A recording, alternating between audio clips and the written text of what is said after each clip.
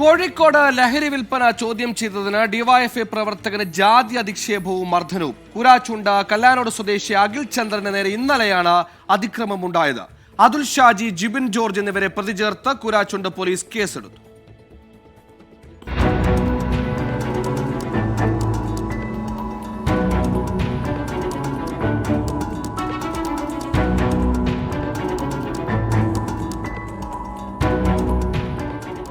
കൂരാച്ചുണ്ടിന് സമീപം കല്ലാനോട് നടക്കുന്ന ലഹരി വിൽപ്പന നാട്ടുകാർ ഇടപെട്ട് നിർത്തിയതാണ്.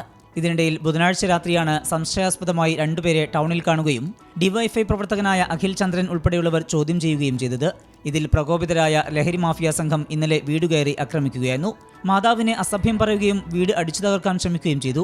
സംഭവം അറിഞ്ഞെത്തിയ അഖിൽ ചന്ദ്രനെ ക്രൂരമായി മർദ്ദിക്കുകയും ജാതി അധിക്ഷേപം നടത്തുകയും ചെയ്തു. സംഭവത്തിൽ പ്രദേശവാസികളായ അതുൽ ഷാജി, ജിബിൻ ജോർജ് എന്നിവരെ പ്രതി ചേർത്ത് കൂരാച്ചുണ്ട് പോലീസ് കേസെടുത്തു. അതിനിടെ കോഴിക്കോട് കൊയിലാണ്ടിയിൽ 5.69 ഗ്രാം MDMA-യുമായി യുവാവ് പിടിയിലായി. കുരുടിമുക്ക് സ്വദേശി താഴേക്കുനി വീട്ടിൽ നിയാസാണ് ഡാൻസ് ഓഫ് സംഘത്തിന്റെയും കൊയിലാണ്ടി പോലീസിന്റെയും പിടിയിലായത്. 24 കോഴിക്കോട്.